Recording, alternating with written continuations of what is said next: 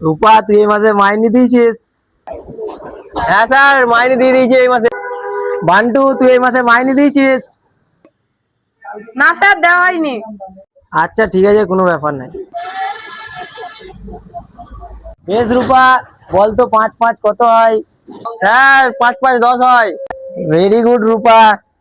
বল বেশ মন্টু, বলতো 1,55,000 85,000 কত হয়?